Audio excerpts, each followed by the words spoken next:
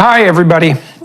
On January 27th, I announced on Joe Rogan's show that I had been working with a group of people in the UK and Europe and Australia and New Zealand and Canada and the US to organize a series of questions about what? About how we might want to conduct ourselves and what we might want to happen individually and collectively as we move forward into the future, from the level of the individual all the way up to the level of the universal collective. What kind of planet do we want to inhabit? I'm going to tell you why that all came about. Insofar as that's possible. So last year, I had the opportunity to tour extensively throughout North America and Europe. And the idea to do what I'm going to tell you about today really started to make itself manifest to me when I was in Europe. First of all, in Scandinavia, surprisingly enough, and then in Eastern Europe. I was very fortunate when I was touring to have the support of many people who I've been privileged to meet as I've toured around the world, who were very well connected internationally. And what happened when I was touring with Tammy, my wife, in each of these countries in Europe was that we'd arrive in a city and the day of or the day before a talk, and we'd have the opportunity to meet for lunch or for dinner or for breakfast with 30 people from that city, from that country, who were active and competent and influential in cultural or political or faith-based or communication domains. And so it gave us an opportunity to get a snapshot of the local environment. And you can't become an expert about something as complex as a city or a country in one day, obviously. But if you have 30 people with you for a couple of hours, you can certainly at least hear about what is of concern to them and to everyone that they're in communication with. And so one of the things we encountered continually was the puzzled questioning from especially the Eastern Europeans, although this was also the case in Scandinavia, about just what the hell was going on in the West. So that was probably most acute in countries like Albania. And so Albania, just so you know, a small country, was probably the worst of the Soviet-era countries in terms of tyranny and oppression. And that was a damn hard contest to win.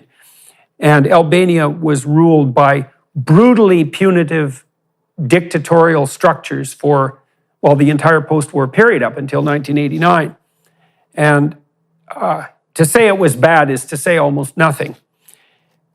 Almost everyone was informing on everyone in Albania.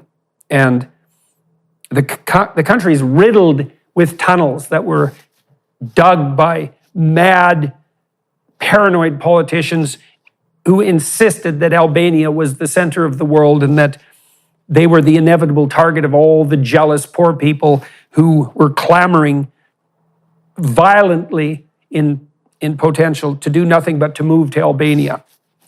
Beyond belief, really, but nonetheless happened. All these Eastern Europeans, they suffered under the brutal rule of the radical left ethos from 1945, sometimes earlier, until 1989. And then, of course, underwent quite the period of catastrophic collapse after that. And they're looking over at the West thinking, what in the world are you people doing, toying with these ideas when the evidence is crystal clear that they devastated the lives of 100 million people, took the lives of 100 million people, devastated the lives of far more, and laid our countries to waste. Don't you understand? And so I'd certainly thought the same thing being in the West. And it was very interesting to see that echoed by the people whose lives had included sojourns under those systems of oppression. Now, you might say, if you're cynical, well, you only met conservative people and they were just echoing back to you what you wanted to hear. And that's actually not true, because lots of the people I met were disenchanted liberals or leftists who were not left enough to be enamored of the communist regimes, let me say, or who had also been canceled and mobbed by the new woke tyrants. And so I don't think I was seeing a non-representative sample, although admittedly, only the people who would talk to me did. And the other thing people told us, Tammy and I, continually was that they felt like voices crying in the wilderness. But after we'd been in about 6 countries, we thought, well, every place we go, people say the same thing. They're appalled by what's happening on the culture war front, especially with regard to the radical left. They can't believe these ideas are making the incursions that they're making. And they feel absolutely isolated in their attempts to do anything about it. But when you go to 8 countries and 30 people in each country tell you that, you think, well, why aren't people coming together, let's say, those who occupy the moderate center, whether they happen to be conservative or classically liberal, why aren't they coming together in some international manner to discuss exactly this problem? Is there no overarching structure of communication that would make that possible? So then I started thinking about, well, maybe we should organize such a thing and bring people together for a conference somewhere in Europe, maybe in North America. Bring people who are centrally inclined, and that would be the vast majority of people, together so that they could share best policies and share their ideas about what they've done in their own country that might be extremely useful if other countries duplicated it, and to develop a vision that would be an alternative to the globalist, woke, utopian nightmare that threatens to engulf us all. And so I started talking about that. Preposterous idea. And I've talked to people about preposterous ideas before, let's say on the business front or on the academic front, ideas that were of sufficient radicalness that they would require a fair bit of movement on people's part in order to instantiate. And normally what you experience is that people, especially if they are inclined to be gracious, evince interest and even enthusiasm in the moment, but they're already busy with their lives, especially if they're competent people. And so nothing really gets going. But that isn't what happened when I started talking about this. What happened instead was that everywhere we went, virtually everyone, virtually without exception, from across the political spectrum said, we really need something like that. We'd be happy to help. What could we do to help? And we'll drop everything to make this a priority. And I was getting serious offers of exactly that help right away. And then that happened in the remaining Eastern European countries that we visited, Tammy and I, so probably 10, something like that. And then I went to the UK and discussed it with my connection network there, which is actually quite extensive, and exactly the same thing happened. And then I went to Washington and I spoke not least to the Republican Study Committee, which is the federal committee that is responsible for the formulation of Republican policy. It has been for decades. And people were very enthusiastic there too. And they said, well, if you do have this conference, make sure you have it at a time when we're not sitting and could attend, which is, the kind of response you'd really hope for. And many people clambered on board enthusiastically. And these are people who had other things to do, like I said. And then I went to Australia and New Zealand, and exactly the same thing happened. And so that was pretty interesting. And so I started to formalize this with some of the people that I knew in the UK. I was interested in doing it in the UK partly because the UK has already decided that they're not exactly part and parcel of the globalist utopian scheme, even at the European Union level. And there's a pretty strong free speech and individuality ethos in the UK, rivaled only by the US, I would say, on the world stage. And England is also halfway between Europe and the US, and so not such a bad meeting place, and London is an attractive city. And I had been working with people on the free speech front in the UK, so that seemed promising. And I sat together with a number of people, all of whom are going to announce their participation in this project very soon on their own time and in their own voice. And we started to talk. We met 3 different times in person, between 5 and 20 people. And, well, what did we think about? Well, we thought about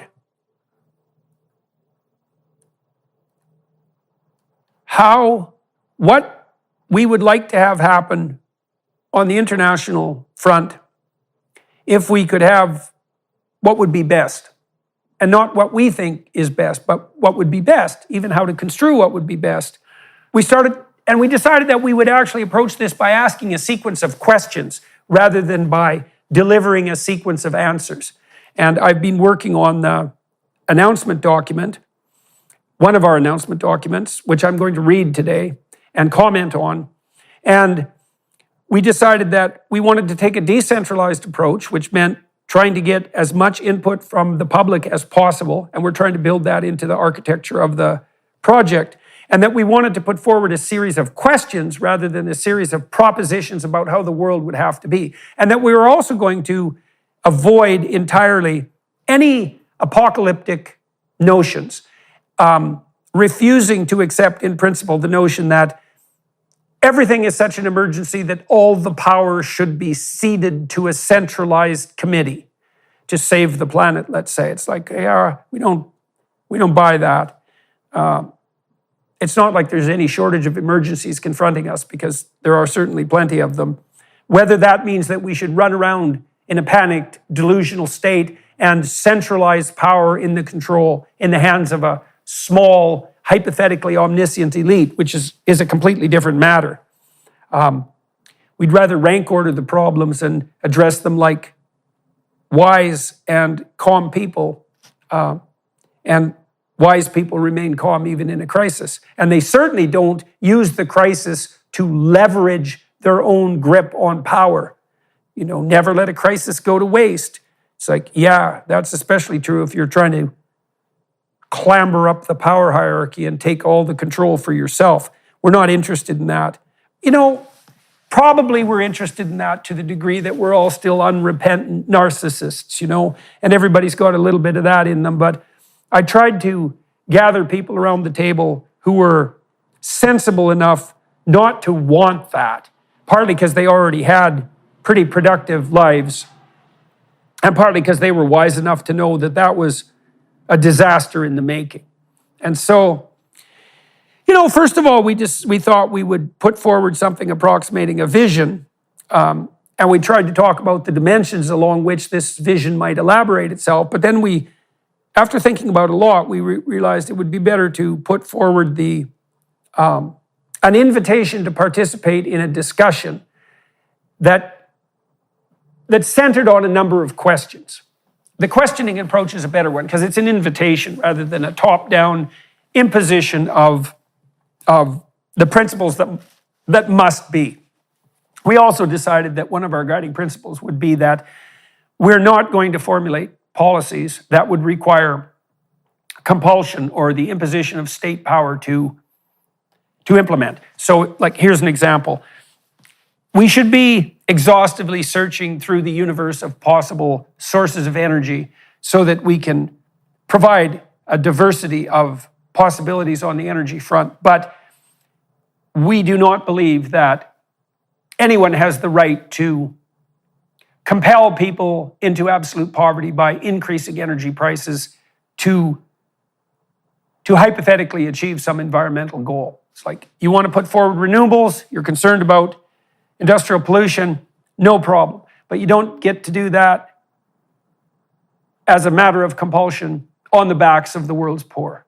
Not only because that will be very, very, very hard on poor people and will, even according to the World Bank's own projections, put 100 million or more at risk of starvation, but will also be counterproductive on the environmental front, because if you stress people too badly, they're going to start acting impulsively, maximize the short-term return, and you're going to produce environmental devastation. That's exactly what happened, by the way, in Sri Lanka. It certainly happened to Germany to some degree as they pursued idiot green policies.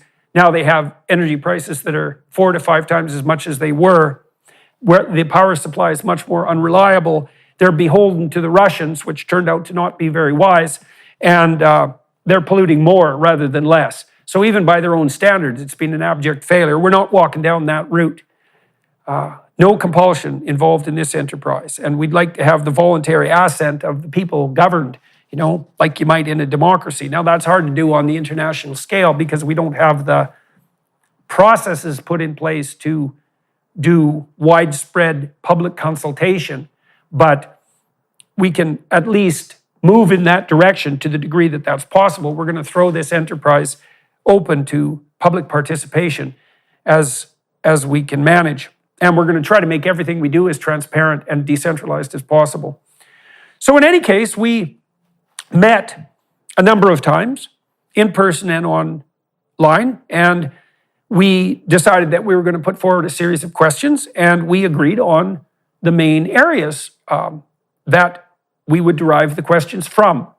And we know, and this is part of being transparent, we know perfectly well that if you're having a discussion, what the discussion is the key issue. And so if you control the questions, you haven't abandoned all governance or principles.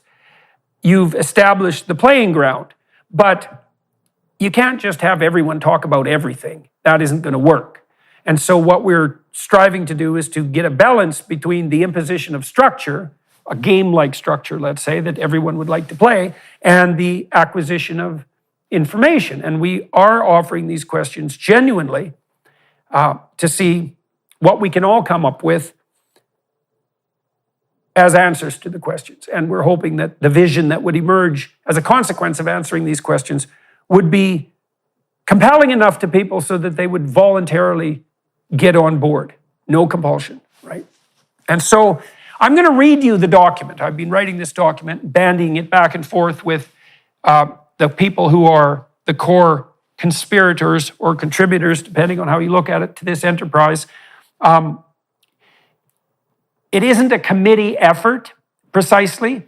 I wrote it in my voice, but I passed it by a large number of the people involved who are willing to devote some time and resources to it. And I think that the consequence of that joint editing process was the production of a shorter, tighter, and hopefully more compelling story.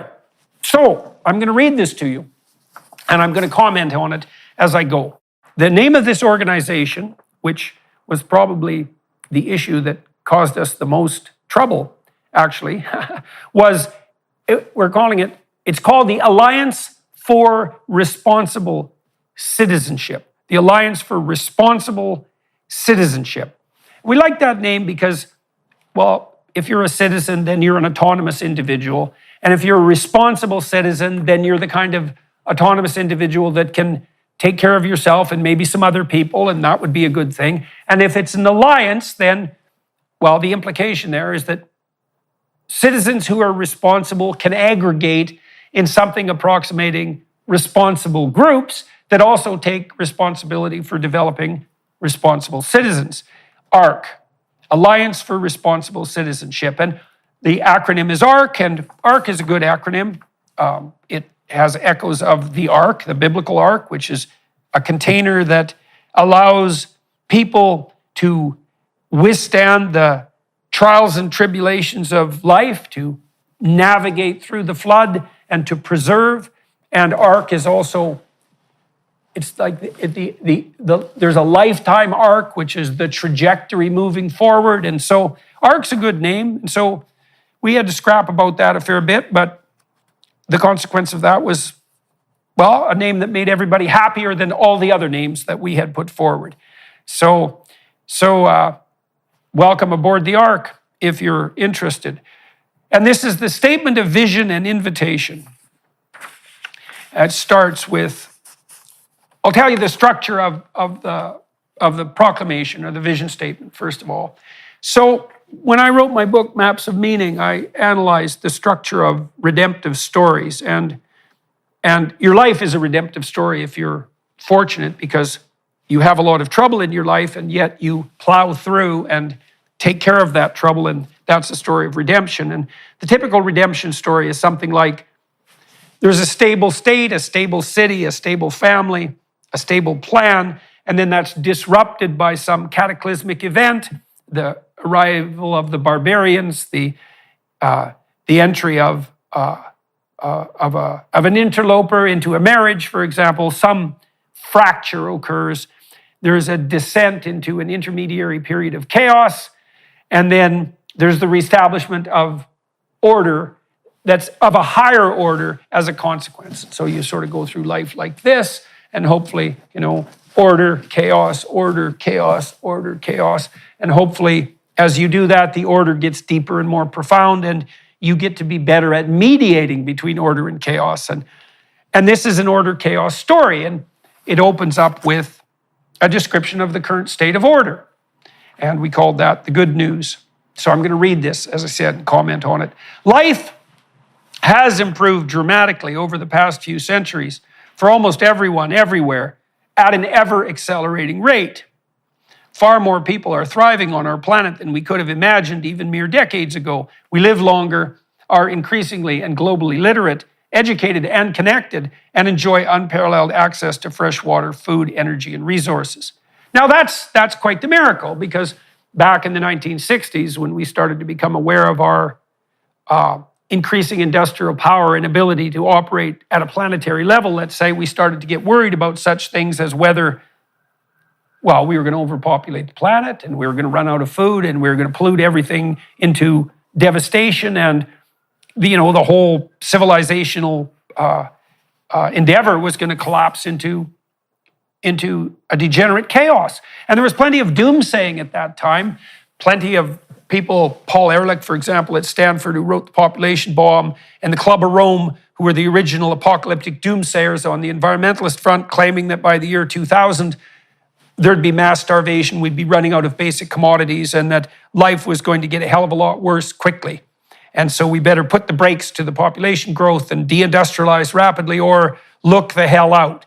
And, none of that turned out to be true.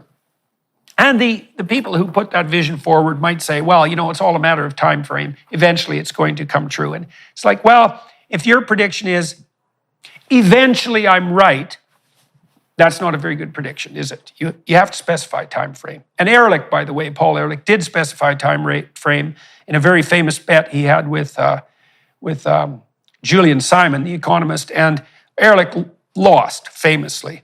And what's happened actually is that we have way more people now than we thought we would in the year 2000. We have way more people now than people in 1965 thought would be on the planet in the year 2000, when all the starvation was supposed to hit. And by and large, people are way better off than they've ever been in the history of mankind. About 7 out of 8 billion people now have a reasonable standard of living. It's not luxurious, say by North American standards, but they have enough to eat. They have a certain degree of security, and their children have a certain amount of opportunity. And there's still hundreds of millions of people who have trouble, but we have, especially over the last 20 years, or maybe since the Berlin Wall fell and the communists quit wrecking everything they got their hands on, we've moved away from absolute poverty at a pretty decent rate. So, and there's other good news as well. We exist in comparative peace. Violence of every form, from murder to insurrection, is increasingly rare and universally condemned, and fewer people than ever before confront the ravages of war. So we become less violent and more peaceful at every level of social organization. To note that all this is a miracle is still to understate the enormity of the accomplishment. And so, we can take stock now in 2023 and think, well, we've got a fair number of problems, and we're certainly not perfect, but things are a lot better than they might have been. And there is a lot of good news on the local, national, and international front. And so many problems, of course, remain. Hundreds of millions still labor under conditions of extreme privation. They're absolutely poor. We still organize ourselves less effectively than we might if we were truly wise. And we are still determining how to maintain our economic security and prosperity in an efficient, cost-effective, and nature-conserving manner. All right, so You don't have to be a Pollyanna to take optimistic stock of the current situation. You can note that 95% of the world was living in conditions of absolute privation by the UN definition of poverty in 1860, including in the West, and most people simply aren't burdened by that kind of inadequate provision in the modern world. And so that's a pretty good deal. Now, is it sustainable? Well, that's not a good question.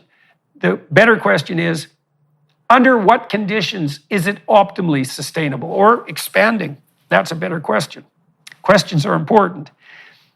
So you can say, perhaps you can argue, the foundations are secure and good.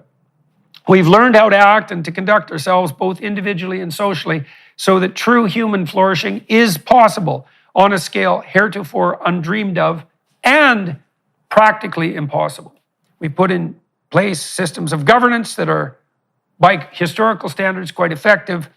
There's been a sequence of absolute technological miracles that have enabled us to feed ourselves. We've been able to provide people with access to inexpensive energy, and energy is work, and work is the amelioration of absolute privation, and so that's all pretty damn good. So that's the upside, the realistic, non-naive upside. The challenge, so we might think that's the impending crisis. Despite all this good news, this undeniable progress, a shadow has emerged, an adversarial challenge to this state and process of expanding abundance, an emergent crisis of meaning and purpose. God is dead, or so the story goes, and the future is uncertain. 5 centuries of ascendant, reductionist Enlightenment rationality have revealed that this starkly objective world lacks all intrinsic meaning. A century and a half or more of corrosive cultural criticism has undermined our understanding of and faith in the traditions necessary to unite and guide us. Well, we underwent the scientific revolution, started 500 years ago, say, and it concentrated on delineation of the nature of the objective world. We found out that the heavens were other than what we had presupposed, and that the God we had imagined inhabiting those heavens did not appear in the starkly empty and barren, immense, vast landscape of the cosmos. And we believed that if you were sensible and abandoned your superstitions, that you'd see the world as the cold, dead, mechanistic, inert object of process that it most truly is. Well, we've got a long way with that viewpoint. You know, that reductionist materialism has made us unbelievably powerful technologically, but the downside of that is that it's stripped the world of meaning, and that's produced a crisis of faith. And you might object, well, the world's necessarily been stripped of meaning, but it's not always that obvious just exactly what constitutes what's necessary. So, in the middle of this existential chaos, the false idol of apocalyptic ideology inevitably beckons. So what's that proposition? Well, you lose your traditional faith, your traditional religious faith. You still need an interpretive structure to guide you. And so what you might say is that, well, as the classic God of the monotheistic Western tradition collapses, then his polytheistic adversaries rise up to replace him. You are bound to act out your belief in something. And maybe it's your own hedonistic will, fragmented, impulsive, hedonistic will. And you might think that's you, but that's just a sequence of lower gods that are possessing you. So we find ourselves, in consequence, inundated by a continual onslaught of ominous, demoralizing messages, most particularly in the form of environmental catastrophism. The insistence that we all confront a severe and immediately pending emergency of biological destruction, causally associated with our degenerate social structures, the patriarchy, the oppressive patriarchy, and their excess and destructive industrial production. From my perspective, and I've thought about this deeply and talked about it with many wise people, This is a quasi-religious worldview replacement for our original traditional religious viewpoint. And it's predicated on a narrative, a story. We see the world through a story, inevitably. A description of the structures through which we see the world is a story. The apocalyptic environmentalist ethos is a story, and it has characters, and here's the story. The narrative generating these messages, quasi-religious in its structure and intensity, paints a dismal existential picture. The individual is a rapacious, predatory, parasitical consumer. Too many mouths to feed. Society, even the little society of the family, is an oppressive, tyrannical despoiler. Marriage is a patriarchal institution, an exploitative patriarchal institution. All our economic interactions are nothing but the manifestation of a corrupt will to power. And that's the proper reading of history and the current moment. And nature herself is a hapless, fragile, virginal victim in need of continual sympathy and protection. For our sins, so the story goes, the horsemen of the apocalypse are to be loosed upon us, and justly so. The ultimate Malthusian nightmare is about to be realized. The planet is unsustainably and unforgivably overpopulated. There is simply too much fundamentally pathological human activity. Plague, political anarchy, and starvation await us all. Malthus was a biologist who made the observation that under natural circumstances, populations of living organisms tended to expand through reproduction to the point where they consumed all available resources and then precipitously collapsed. Now, in a dynamic natural environment, the deer don't multiply to the point where they eat all the everything that they could forage for because they're held in check by predators. So you see, in principle, a balancing of some sort emerge in complex, dynamic natural environments. But left to their own devices, unchecked, the Malthusian nightmare emerges. The yeast in the petri dish will consume all the agar, and then all of it will die. And that's a biological model. And it's a model that's valid under some conditions. But we're not yeast, human beings. And we're not yeast because we can let our ideas die instead of us.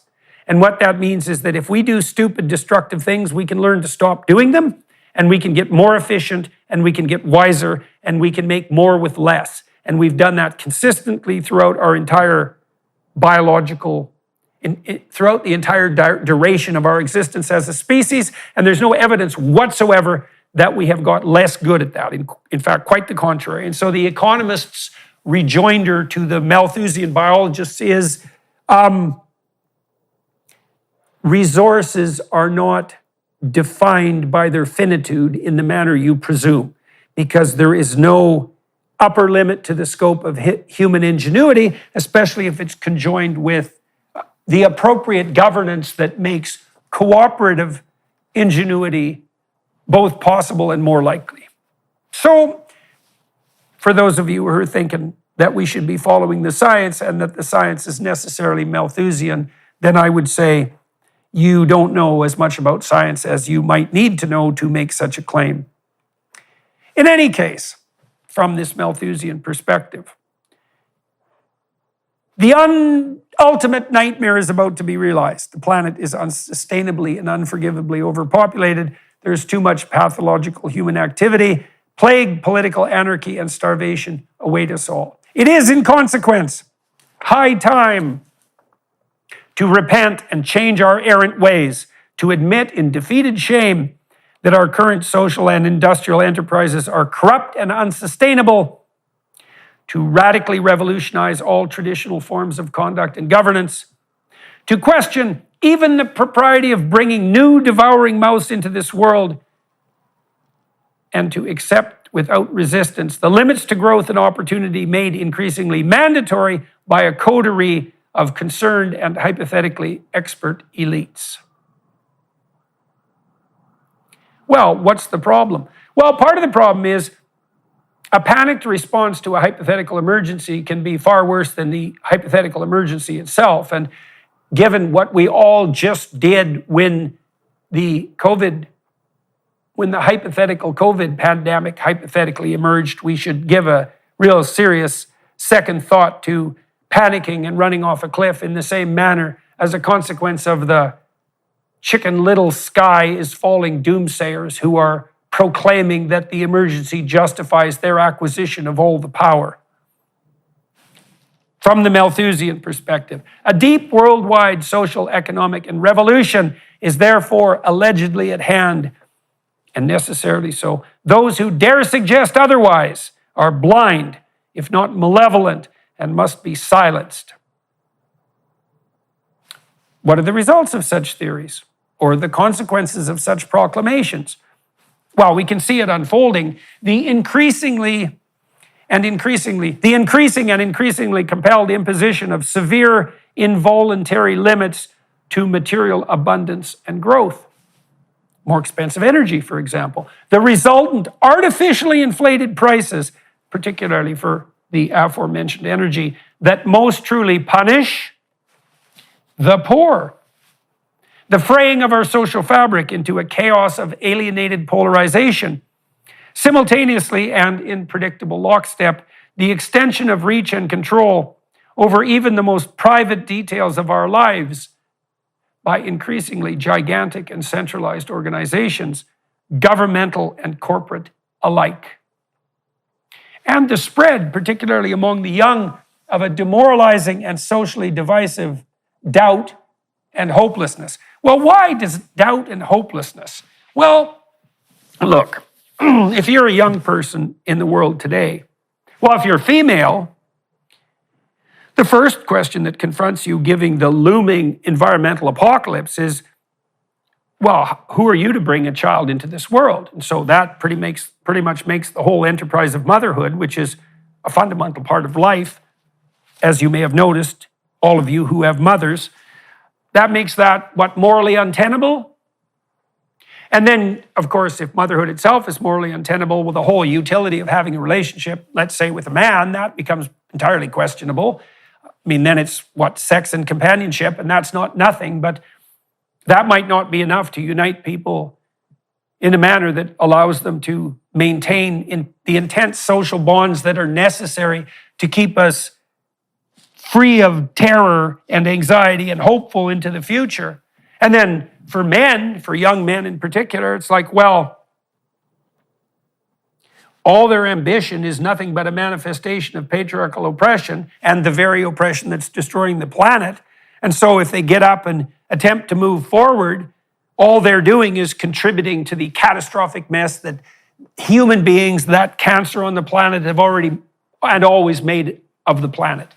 And so what do you expect on the behalf of young people? And you should expect exactly what you get, which is a radical increase in depression and anxiety, a radical elimination of their sense of agency, growing sense of hopelessness and despair, all of which is being forced upon them, and even the abandonment of the entire sexual enterprise.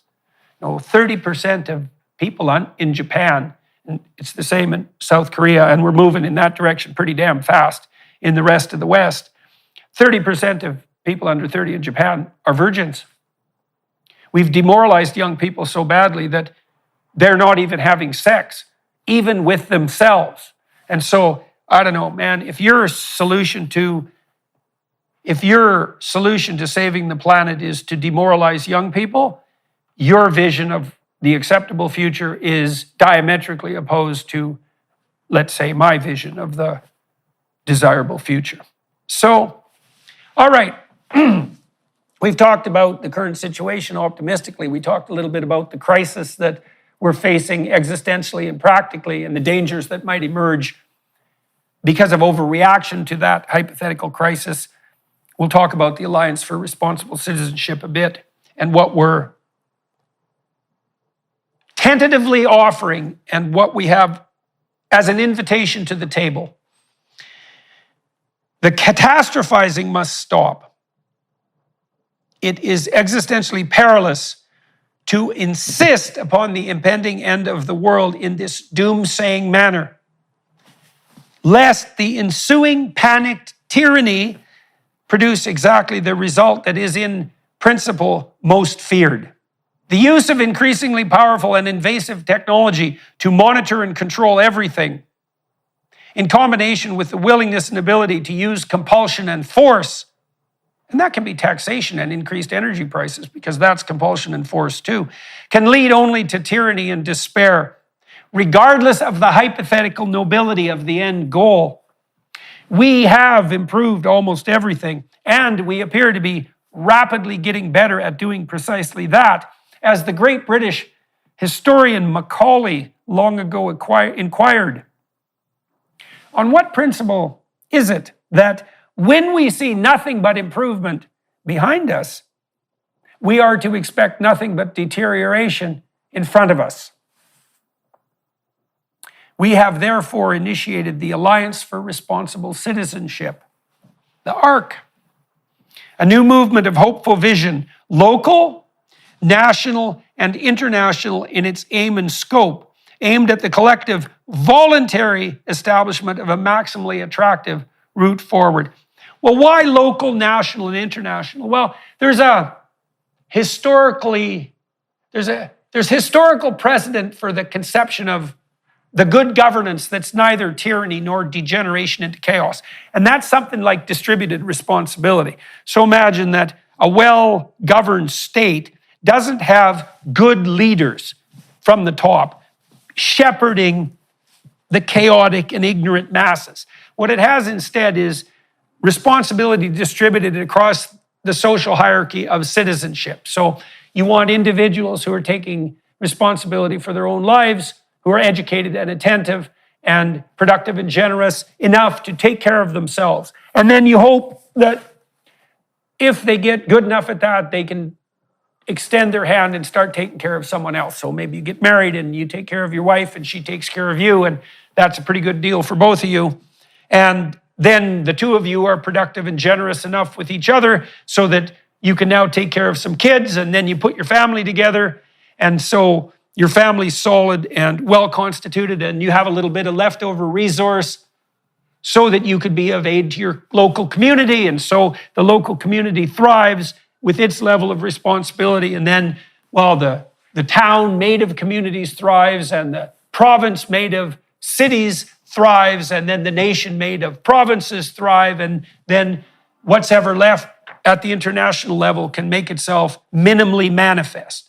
And that's a vision of distributed responsibility, and it's a vision that allows everyone to have their proper place and encourages them precisely to take that, predicated as it is on the idea that just because you're in the uppermost echelons of an abstracted organization does not mean that what you're doing is more important and vital than the people who occupy something at a lower level, a more local level.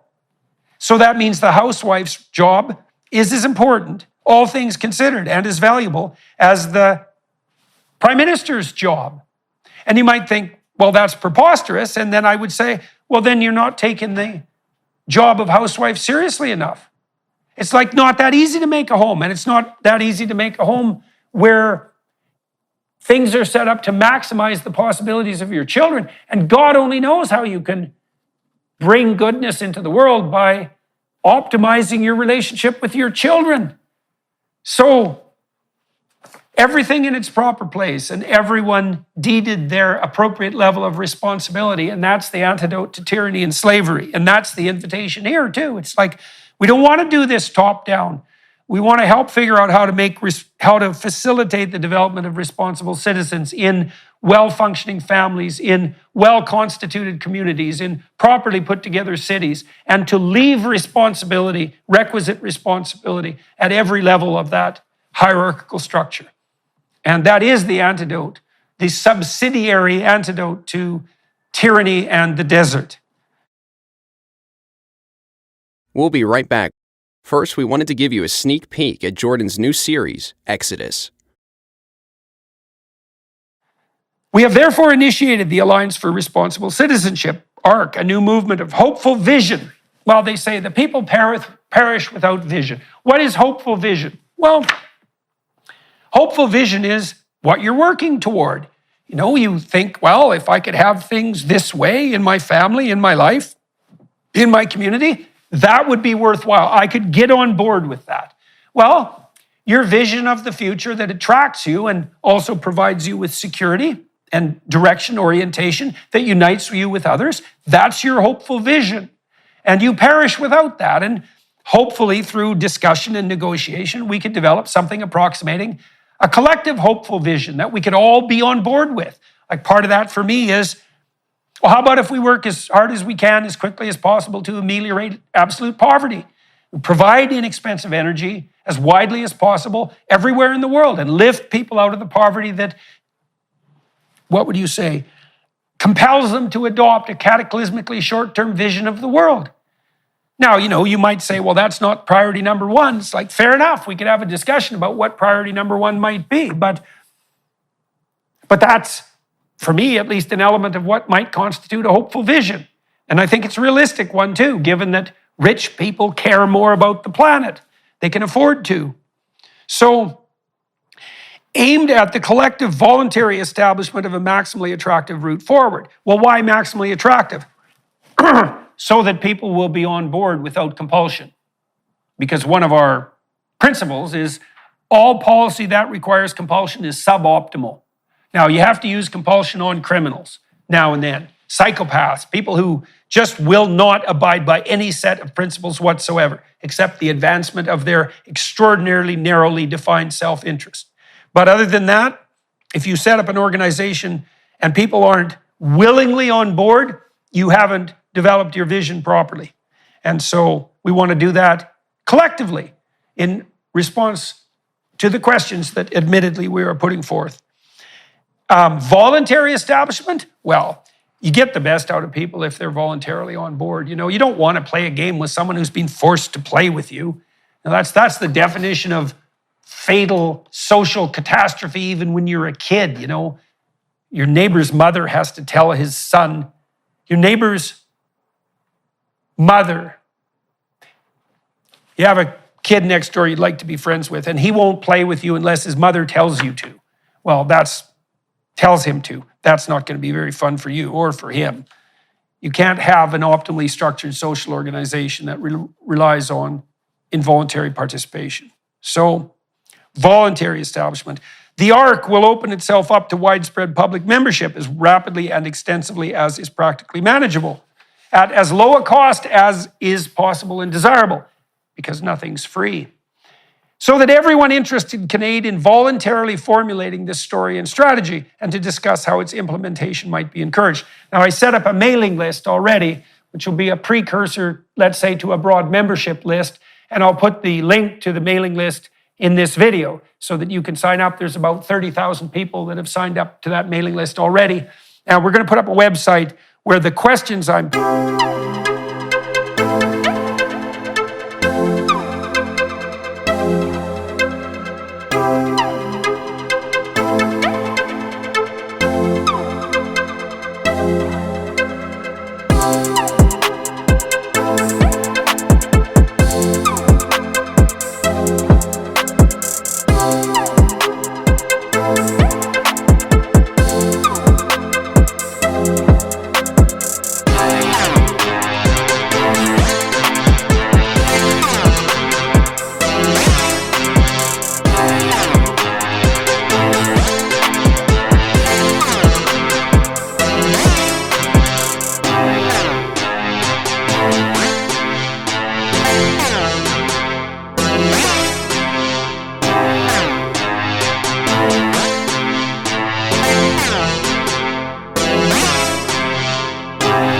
posing today, or we're posing today, can be answered and where people can vote on the answers.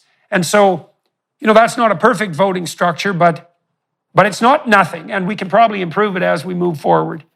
We're also announcing our first conference, slated for Greenwich, London, England, October 30th and 31st, and November 1st, concentrating on issues metaphysical, cultural, and practical. So we would like this to be a beautiful conference.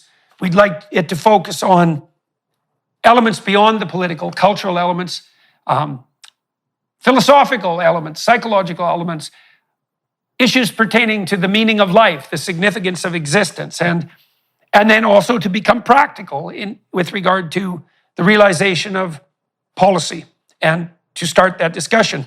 Some of this conference will be necessarily limited in its scale to 2,000 or so initial attendees. Some of it will be made open to as wide a swath of the public as possible. The happenings on both fronts will be made available online insofar as that is pragmatically possible, either live or recorded for later reading, viewing, or listening. We'll have 2,000 people there. I hope to do a public talk in the midst of that and at the O2, if we can get that arranged.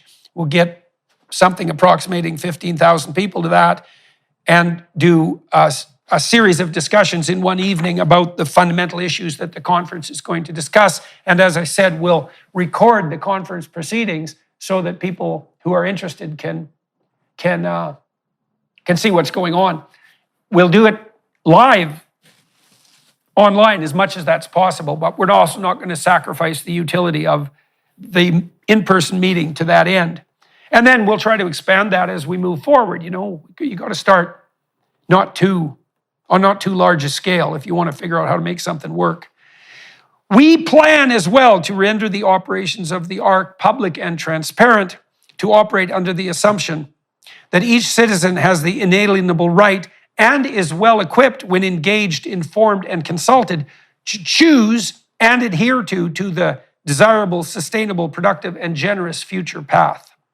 So I'm hoping that everybody involved is wise enough not to think that they're the only person in the room or on the planet who's wise. You know, my sense of the world is that there are extraordinarily competent people operating at every domain, ranging from the sheerly practical wisdom of plumbers and carpenters and highway workmen and who do their job diligently and properly, complex though it is, to people who are operating in the realm of abstraction, and that for things to work out properly, everybody at every level has to value their productive capacity, be valued for their productive capacity, and be seen to operate as contributing members to the broader social endeavor and to be regarded as valid contributing members. And that's not some utopian dream, that's hard-headed reality. So the more people that participate and the more people we can consult, insofar as it's possible to aggregate a diverse range of voices, the better, as far as we're striving to be concerned. And so the sheer complexity of the world and the genuine diversity of individual ability and preference means that distributed decision-making is a necessity, not a luxury. No elite technocracy is capable of knowing best and then determining how we should all move forward as individuals and communities. It follows from this that policy requiring compulsion, let alone force, rather than the voluntary assent of the participants, is bad policy. We therefore offer for the contemplation of those potentially interested in our invitation 6 fundamental questions, the answers to which might form the basis for a vision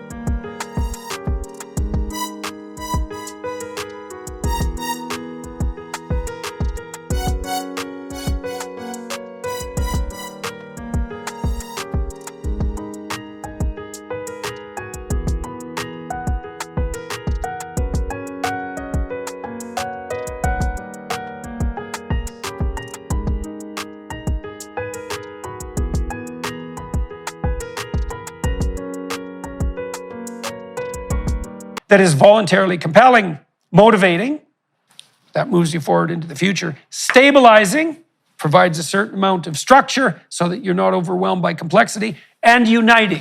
Uniting in that if we all share the vision, or to the degree that we do, we're going to be moving forward in a manner that's mutually comprehensible, productive, stabilizing, and hopeful. Well, that'd be good. Domain 1, vision and story. What destiny might we envision and pursue such that we are maximally fortified against anxiety and despair, motivated by faith and hope, and voluntarily united in our pursuit of a flourishing and abundant world? Responsible citizenship. How might we encourage individuals to reflect and to act so that they adopt full voluntary responsibility for themselves, present and future? That's the difference between impulsive self-interest and wise self-interest, right? If you're wise, you act in the present so that the future you will benefit from your actions in the present. You don't do that if you're impulsive or hedonistic. How might we encourage individuals to reflect and to act so that they adopt full voluntary responsibility for themselves, present and future, as well as their families and communities? So that's that extension of individual responsibility from the bottom up, from the local upward. And how to encourage that, recognize it, fortify it, develop it, distribute it. Family and social fabric. So we're sort of moving up the hierarchy of society. How might we effectively conceptualize, value, and reward the sacrificial, long-term, peaceful, child-centered, intimate relationships upon which psychological integrity and social stability most fundamentally depend? Well, the minimal model for that is something approximating the nuclear family, right? Long-term, committed, stable, heterosexual marriages, sanctified by the community and by the tradition, providing the basis for a mutually satisfying and engaging relationship for the adults involved, and offering the necessary minimal foundation for the security, for the creation and security of children. And so, well, we have to discuss exactly what that means at the minimal level. I'm particularly impressed, this is me, not ARC, by the way, with the Hungarian family policy provisions that have been put forward most recently. I think they're well worth considering. If you're a mother in Hungary, you have one child, you're exempt from income tax, 25% of income tax for the rest of your life. And that scales up to 4 children, 100% reduction. And I like that because, well, it helps redress the imbalance in relationship to reproductive responsibility that's part and parcel of the human existential landscape. And, maybe that's not a perfect solution, but it seems to me a variant of the solution that the feminists, to give the devil his, or in this case, her due, have been clamoring for forever, but certainly for the last 300 years. People aren't isolated and atomistic individuals. They need a family context. What that family context minimally constitutes, particularly in the ideal, can be subject to intense discussion. As a conservative in this matter, I tilt towards the minimal traditional nuclear family unit. And having said that, though, I would also say that I know perfectly well that we all fall short of the ideal, and that many people are divorced. Many people are unable to find a partner. People's spouses die. We're unfaithful to each other. Homosexuality is an eternal reality. And even within the confines of a traditional marriage, there isn't a person alive who makes that ideal manifest in all possible ways at every possible moment. And so we need an ideal on the family front that we all hold as an ideal, and that's probably something like the heterosexual nuclear family. at least in my estimation, with a very wide swath of genuine tolerance for human variation surrounding it. But the fact that that tolerance exists and that there is recognition of the fringe and its right to exist doesn't mean that we should sacrifice the ideal. I think when we do that, we destroy the center and we destroy the fringe. So, going up a level, free exchange and good governance. How can we continue to gain from the genius of unbridled human innovation and the productive reciprocity of voluntary production and free exchange, while protecting ourselves against the tendency of successful organizations to degenerate into a state of willfully blind and narrowly self-serving authoritarianism? Well, there's a free market element to that. So the idea there is that we're all best served when people are left the hell alone to do what they need to do, to produce what they can produce and to trade. But we also have to, as the reasonable left-wingers insist, note when any enterprise of any magnitude gets so large that it starts to co-opt the very rules by which the game is played. And so we have to sort that out. And that's complicated. How do we forestall regulatory capture and the proclivity of government, corporation, and communication enterprise alike to collude at the highest levels of abstraction and become authoritarian and self-serving? Energy and resources. How do we ensure provision of the energy and other resources crucial to our shared security and opportunity in a manner that is inexpensive, reliable, safe, efficient, and widely and universally accessible? Energy is work. Work is the amelioration of absolute poverty. We want to provide energy as widely as possible at as low a price is properly sustainable within the confines of a market economy, and we want to do that as rapidly as we can. There's no excuse for putting forward energy policies that punish those who are absolutely poor. It will not help them. It will hurt them. We have no right to do that. We have no right to deny the developing world here in the West, those of us who have that Western privilege. We have no right to deny the developing world the opportunity to pursue the opportunities that we've been blessed to pursue. And furthermore, if we do deny them that opportunity, we will not produce a beneficial environmental outcome. You play a zero-sum game, you're going to get a conflict-ridden, catastrophic outcome. It's not a good model for governance. So, and then environmental stewardship. Stewardship, right? That word itself implies that human beings are not a cancer on the face of the planet and that we do not exist in pure opposition to some hypothetically pristine natural order. We're part and parcel of the cosmos, just like all the other creatures. And we're conscious and self-conscious to a degree that makes us unique. And we have opportunity, power, and responsibility that's commensurate with that differentiated ability. How might we properly pursue the environmental stewardship that most truly serves the needs and wants of all individuals today, tomorrow, and into the foreseeable future? And that's a lot different than how do we sacrifice human interests to save the virginal planet? Concluding words.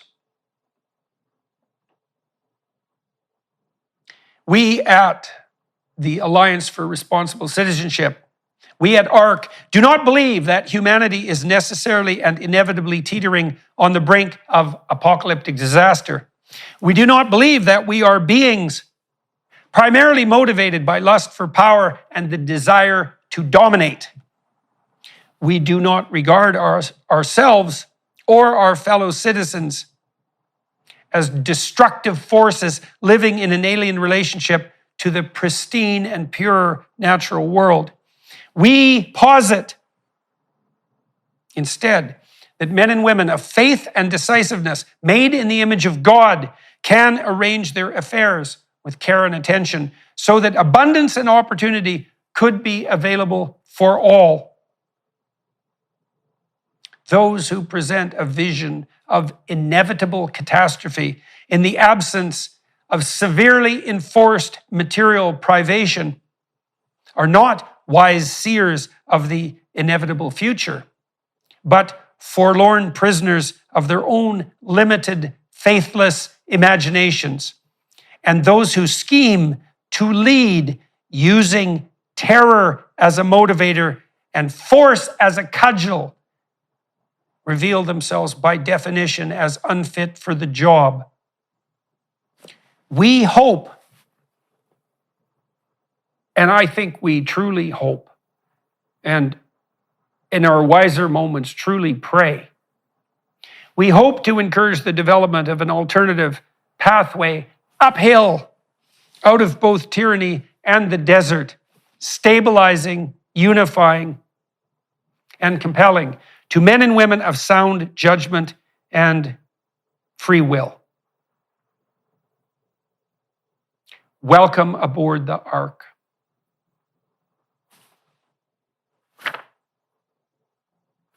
All right, that's that.